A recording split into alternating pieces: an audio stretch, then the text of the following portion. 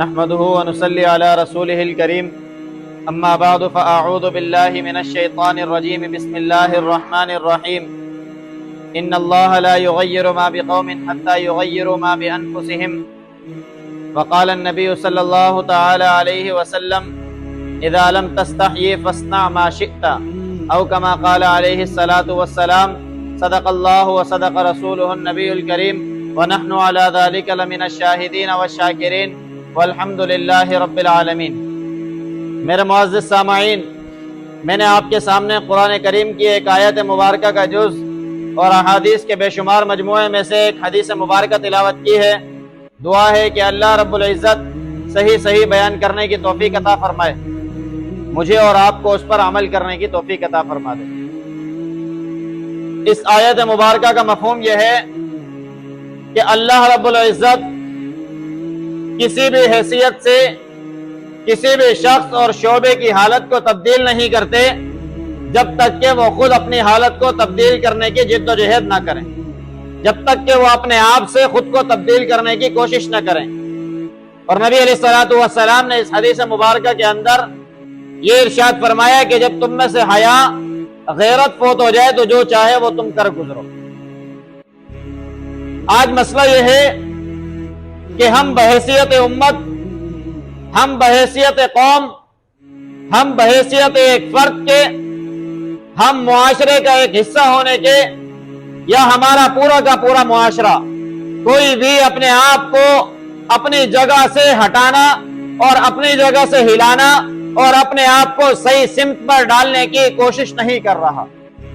ہر ایک اسی بات میں لگا ہے کہ جیسے ہمارے معاملات چل رہے ہیں چلتے رہیں، جب سر پر آن پڑے گی تب دیکھیں گے کیا ہوتا ہے، اور اپنی حالت کو سدھارنے کی کوشش ذرہ برابر بھی نہیں کرتے۔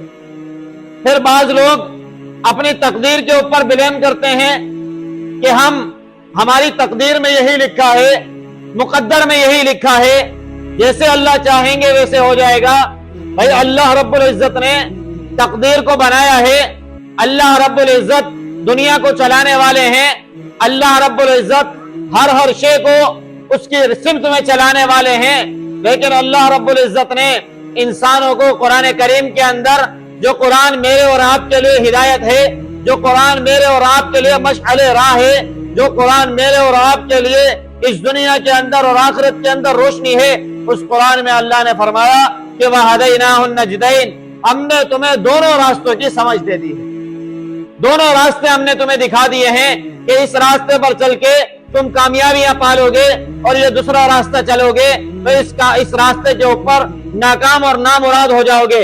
وہ ناکامی اور نامرادی دنیا کی بھی ہوگی اور آخرت کی بھی ہوگی، لیکن اللہ کا جو طریقہ ہے، جو اللہ رب العزت نے بتایا ہے، وہ طریقہ دنیا میں بھی مجھے کامیاب کرے گا، وہ طریقہ مجھے دنیا میں بھی عزت دلوائے گا، وہ طریقہ مجھے دنیا میں بھی مقام اور مرتبہ دلوائے گا، وہ طریقہ دنیا میں بھی مجھے منصب دلوا دے گا، اور یہی طریقہ کل قیامت کے دن میدان حشر میں مجھے کامیاب کر دے گا، میرے نبی کے سامنے مجھے سرخرو کر دے گا، ہم سب سرخرو ہو جائیں گے۔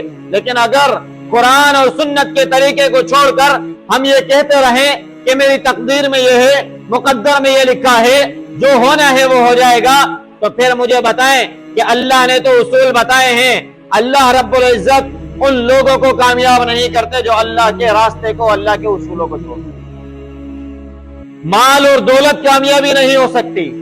مال اور دولت کوئی سمجھ لے کہ میرے پاس مال اور دولت بہت ہے، لہذا مجھے قرآن کی ضرورت نہیں ہے، مجھے احادیث اور نبی علیہ الصلوۃ والسلام کی سیرت کی ضرورت نہیں ہے، تو وہ بھی ناکام شخص ہے، کیونکہ مال اور دولت سے نہ ہی کوئی کامیابی آج تک کسی کو ملی ہے، نہ ہی آگے کبھی ملنی ہے۔ کامیابی جو ملتی ہے وہ دنیا کے اندر اللہ رب العزت کے اصولوں پر چلنے میں ملتی ہے۔ اب وہ چاہے آپ اگر دین کو اپنا لیتے ہیں اور دین کے بعد اللہ اور اللہ کے رسول کے حکم پر چلتے ہیں، اس تقاضے کو پورا کرتے ہیں، تو دنیا کے ساتھ ساتھ آخرت بھی بن جاتی ہے۔ لیکن اگر دنیا کے اندر اللہ رب العزت کے اوپر ایمان نہ لائیں، نبی علیہ الصلوۃ والسلام پر ایمان نہ لائیں، کلمہ لا الہ الا اللہ محمد الرسول اللہ نہ پڑھیں، لیکن قرآن کے اصول کو فالو کریں، قرآن کے ضوابط کے اوپر چلتے رہیں، नबी अलैहिस्सलाम की सीरत को अपनाएं, चाहे मुस्लिम हो चाहे गैर मुस्लिम हो। मुस्लिम होगा तो जन्नत भी मिल जाएगी, आखिरत भी संवर जाएगी, लेकिन अगर गैर मुस्लिम भी उन उसूलों को अपनाता है तो दुनिया उसकी कामयाब हो जाती है, दुनिया उसकी रोशन हो जाती है। आज भी आप देख लें कि जहां जहां लॉस उमर यानी उमर रजी अल्लाह ताला अन्हु के कवानीन, कुरान के कवानीन को फॉलो किया जाता है, वो कौमें तरक्की कर रही हैं, वो मुल्क तरक्की कर रहे हैं, वो रियासतें तरक्की कर रही हैं, बवजह इसके कि उन्होंने कुरान और सुन्नत को उसूली तौर पर थामा हुआ। अगर वो कुरान को सिर्फ और सिर्फ अपनी जिंदगी के अंदर ले आए और कलिमा ला इलाहा इल्लल्लाह पढ़ ले तो उनका मकाम दुनिया के साथ साथ आखिरत में भी बुलंद हो जाए। ये कुरान सिर्फ और सिर्फ मुसलमानों के लिए नहीं है, ये अहादीस सिर्फ और सिर्फ मुसलमानों के लिए नहीं है, बल्कि ये पूरे की पूरी इंसानियत, पूरे के पूरे उम्मत के लिए, पूरे के पूरे दुनिया में बसने वाले हर एक इंसान के लिए हिदायत। जिस शोबे में चाहे इससे मदद ले लें, हर शोबे के अंदर ये कुरान और सुन्नत हिदायत देगा। लेकिन अगर हम अपने आप को तब्दील न करें, अपने आप को एक ही जगह पर ठहराव रखें और हम समझें कि जो अल्लाह ने मुझे कहा है, जो अल्लाह ने मेरे नसीब में लिखा है, जैसे अल्लाह चाहेंगे वैसा मेरे साथ हो जाएगा, तो ये मेरे और आपकी भूल है। ऐसे लोग दुनिया में भी खाइब और खसारे में होते हैं, जिल्लत के अंदर जिंदगी गुजारते हैं और फिर आखिरत के अंदर भी जिल्लत की जिंदगी में हो। आखिरत के अंदर भी कोई सुरखुरी नहीं पाएंगे, आखिरत के अंदर भी कोई कामयाबी नहीं पाएंगे, बल्कि दुनिया के साथ साथ अपने आखिरत के मकाम और मर्तबे को भी पस्तियों में ले जाएंगे। इन्नल फुज्जार लफी सिज्जीन, के फाजिर और फासिक लोग ये जहन्नम के भी निचले तबकों के अंदर होंगे। किस वजह से? कि फासिक और फाजिर हैं, कुरान और सुन्नत के उसूल को छोड़ रहे हैं। अगर काफिर है, कुरान और सुन्नत के उसूल को अपना रहा है, कामयाबी पा रहा है, चाहे दुनिया की कामयाबी सही। अगर मुसलमान है और कुरान और सुन्नत के हुक्म को छोड़ देता है तो वो इस दुनिया में भी खसारा पाएगा और आखिरत में भी खसारा पाएगा। ये कुरान और सुन्नत अल्लाह रब्बुल इज्जत की तरफ से मेरे और आपके लिए राह हिदायत हैं। इसको जो थामेगा वो तरक्की पर जाएगा। कुरान को जो छोड़ेगा, अहादीस को जो छोड़ देगा, नबी अलैहिस्सलातु वस्सलाम की सीरत को जो छोड़ देगा, वो दुनिया और आखिरत दोनों का खसारा पाएगा। यही वजह है कि कुफर भी आज इस्लाम के कवानीन को जब देखता है, कुरान को पढ़ता है, कुरान को समझने की कोशिश करता है, उसके उसूल देखता है, तो वो हैरान रह जाता है कि हम लोग तरक्की कर रहे हैं, जो मुसलमान हैं, कुरान को थामने वाले हैं, कुरान को दिन रात पढ़ने वाले हैं, अहादीस नबविय्या पढ़ने पढ़ाने वाले हैं, काल अल्लाह और काल रसूल की सदाएं लगाने वाले हैं। ऐसी रियासत, ऐसा मुल्क, ऐसी कौम क्यों तरक्की नहीं कर रही?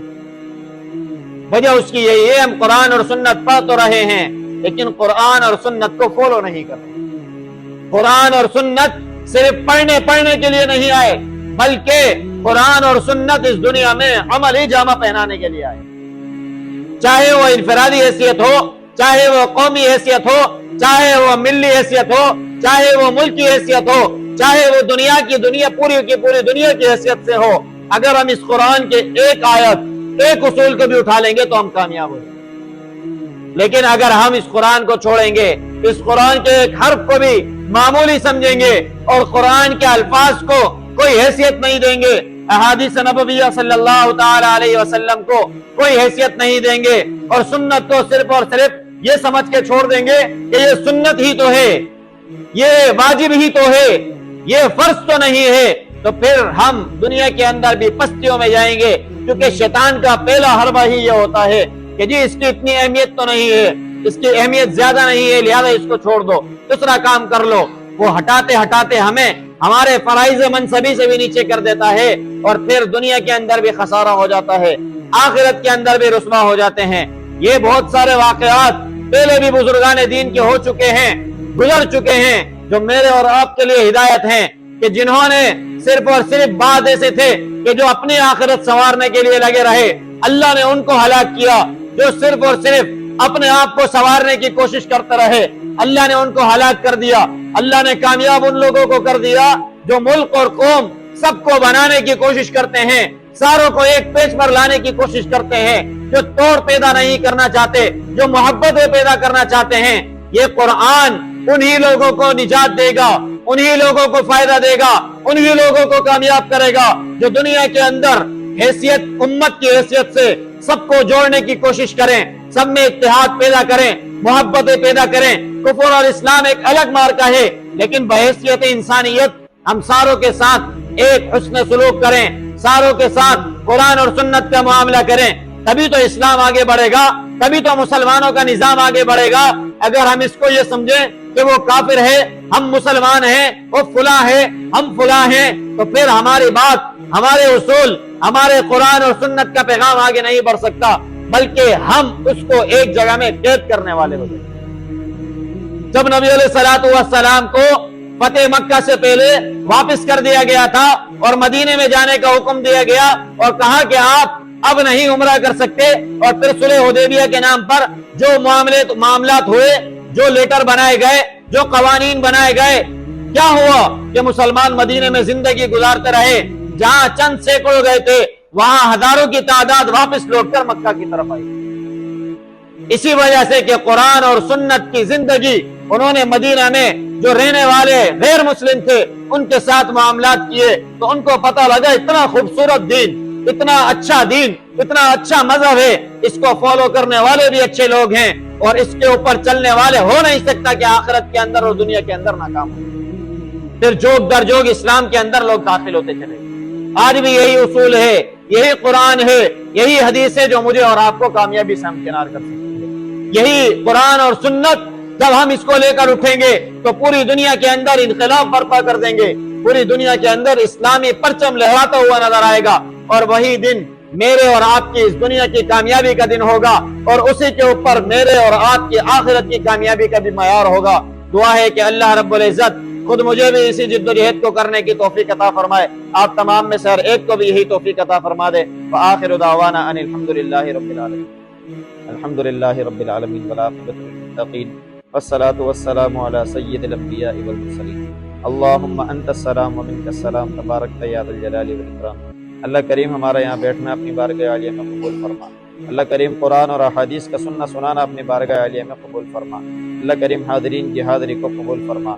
اللہ کریم قرآن اور سنت کے پیغام کو ہمیں اپنی زندگیوں میں نافذ کرنے کی جد و جہد عطا فرما۔ یا اللہ اس پر عمل کرنے کی ہم سب کو توفیق عطا فرما۔ یا اللہ قرآن اور سنت کے نظام کو اس ملک میں نافذ کرنے اور رائج کرنے کی ہم سب کو جد و جہد عطا فرما۔ یا اللہ اس قرآن اور سنت کے نظام کو اس ملک کے تخت کے اوپر نافذ کرنے کی ہم سب کو توفیق عطا فرما۔ یا اللہ اس کے لیے ہمیں امت کو کھڑا کرنے کی توفیق عطا فرما۔ یا اللہ امت کے اندر بیداری پیدا فرما۔ یا اللہ قرآن اور سنت کے نظام کو یا اللہ ہم سب کو سمجھنے کی توفیق عطا فرما۔ یا اللہ بحیثیت امت ہم سب کو دنیا اور آخرت کی کامیابیاں عطا فرما، دنیا اور آخرت کی بھلائیاں عطا فرما۔ اللہ کریم قبلہ اول بیت المقدس کی حفاظت فرما۔ اللہ کریم حرمین شریفین کی حفاظت فرما۔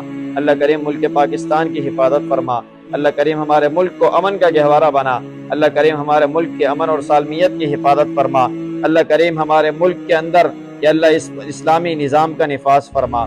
یا اللہ جہاں جہاں مسلمان پریشان حال ہیں، بیمار ہیں، مصیبت زدہ ہیں، تکلیفوں میں ہیں، یا اللہ تمام کی بیماریوں کو، پریشانیوں کو، تکلیفوں کو، مصیبتوں کو دور فرما۔ یا اللہ جتنے بے روزگار ہیں یا اللہ تمام کو حلال طیب روزگار عطا فرما۔ یا اللہ جتنے برسرے روزگار ہیں یا اللہ ان کے روزگار میں، کاروبار میں خیر و برکت عطا فرما۔ یا اللہ جتنے پیارے ہمارے اس دنیا سے چلے گئے اللہ سب کی کامل بخشش فرما۔ اللہم رب ارحمہما کما ربیانی صغیرا، وصلی اللہ تعالی علی رسول خیر خلقہ محمد وعلی آلہ واصحابہ اجمعین، آمین۔